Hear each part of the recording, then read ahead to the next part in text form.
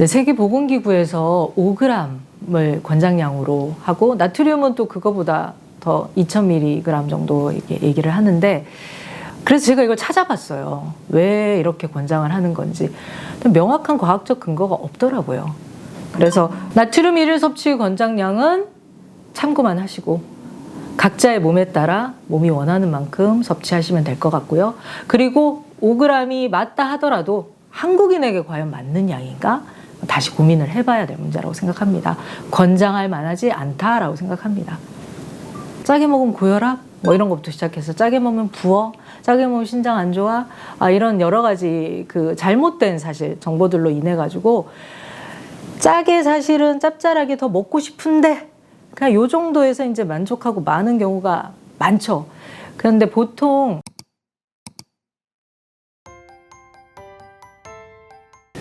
선생님, 짠맛의 힘이라는 책에 보면 네. 나트륨 1일 섭취 권장량이 정말 권장할 만한가라는 챕터가 나오는데요. 여기에 대해서 좀 의견 부탁드립니다.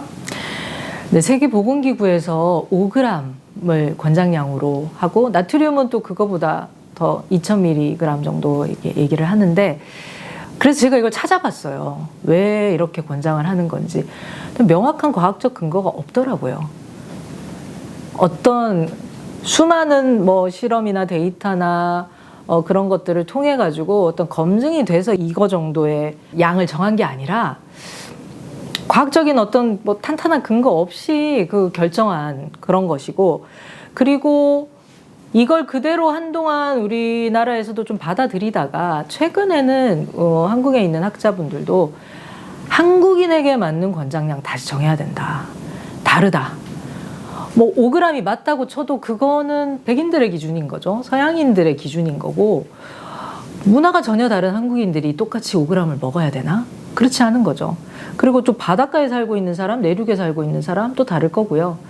그리고 그들의 기본적인 식습관이 또 어떤지에 또 따라 다르잖아요. 그래서 육식을 위주로 하는 뭐 서양인들의 어떤 식단에서 우리는 기본 곡식인 밥과 김치, 나물, 칼륨이 많은 반찬들이 항상 좀 깔려있는 이런 식단 속에서 5g만 먹어야 된다? 이게 좀 맞지 않는 거죠. 그래서 나트륨 1일 섭취 권장량은 참고만 하시고 각자의 몸에 따라 몸이 원하는 만큼 섭취하시면 될 것 같고요. 그리고 5g이 맞다 하더라도 한국인에게 과연 맞는 양인가?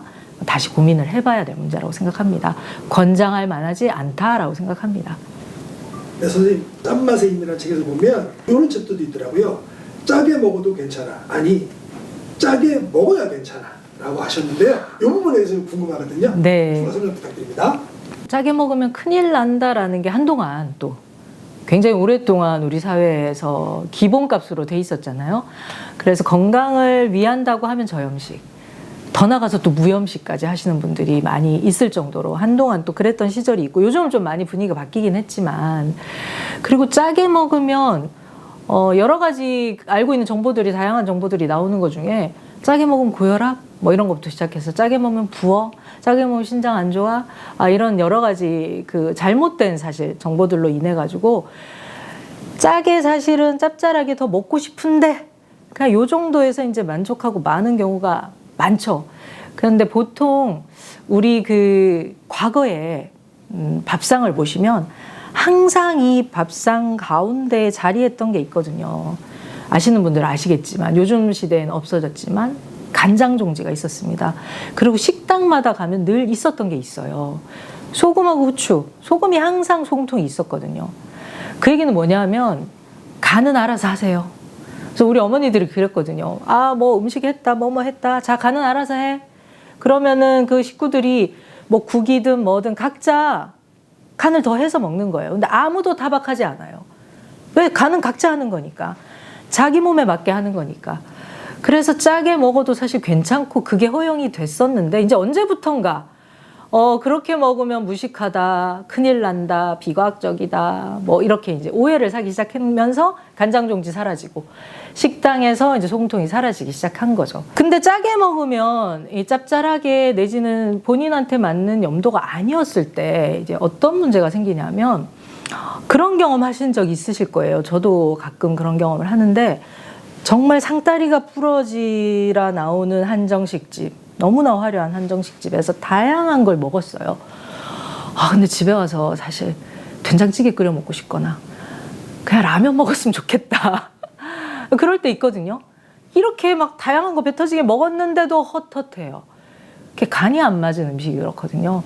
이 간이라는 것은 제가 이 소금에 대해서 고민을 많이 하다 보니까 왜 간일까?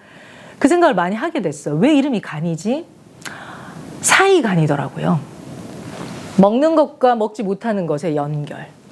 음식과 사람의 연결. 그 사이에 있는 게 바로 그걸 연결해 주는 게 이 소금이고 간인 거죠. 그래서 우리가 그냥 풀을 막 채취를 했어요. 먹을 수 없어요. 근데 이거를 씻고 데치고 거기에다가 드레싱을 하든 소금간을 하든 무치든 그래서 간을 했을 때 독성도 사라지고 그 다음에 맛도 원래 본연의 맛도 살아나고 그러면서 이 간을 통해서 소화액도 나오고 음식을 먹을 수 없었던 그냥 풀이었던 애가 음식이 되는 거예요. 그 음식이 되는 걸 연결해 주는 게 바로 이 소금, 간이거든요. 그래서 음식 맛을 바꾸는 단 하나의 물질, 소금이다라고 얘기한 분자 요리의 대가가 또 있습니다. 그래서 모든 음식에서 그 맛을 살려주는 유일한 어떻게 보면 굉장히 이제 결정적인 게 바로 이 소금의 역할인데 그렇다면 이 결정적인 게 그 염도라는 것이 똑같을 수가 없잖아요. 그리고 이 음식을 살릴 때 적정한 또 그 염도가 들어갔을 때 간이 맞았을 때는 일단 속이 편하고 소화가 잘 됩니다. 그리고 과식을 할 필요가 없어요. 말씀드린 것처럼 상다리 부러지게 먹었는데 또 된장찌개 라면 먹을 필요가 없는 거죠. 짭조름하게 원하는 만큼 딱 먹었을 때는 다른 음식에 대한 미련이 없어지기 때문에 내가 다른 걸 할 수 있어요. 하이에나처럼 이것저것 계속 막 먹는 거 헤매지 않고. 그래서 짜게 좀 먹어도 괜찮다. 그리고 그 기준은 각자의 입맛이 달려 있습니다. 저희는 그래서 식당에 가면은 음식 간이 안 맞을 때가 있어요. 그러면 소금을 달라고 합니다. 다행히 소금을 주시는 사장님은 괜찮은데 보통 잔소리를 너무 많이 하시면서 간 되는데 왜 그래? 뭐 그러시거든요. 아니면 뭐 또 더 고해라 뭐 쪼쪼 얘기하시는 분들도 계시고 해서 소금통을 갖고 다녀요. 그래서 필요하면 간을 더 해서 먹습니다. 그러면 진짜 맛없던 나물 있잖아요. 진짜 맛없던 겉절이, 진짜 맛없던 시금치, 콩나물 이런 것들이 간을 조금만 더 하면 맛이 확 살아납니다. 먹을 수 있는 맛있는 상태로 변하는 거죠. 그래서 짜게 먹어야 비로소 소화가 되고 간이 맞아서 몸이 원하고 몸이 필요한 만큼 충족되면서 과식도 안 하게 되고 속도 편안해지는 그런 일이 일어나기 때문에 짜게 먹어야 괜찮은 분들 꼭 짭짤하게 입맛대로 드시기 바랍니다.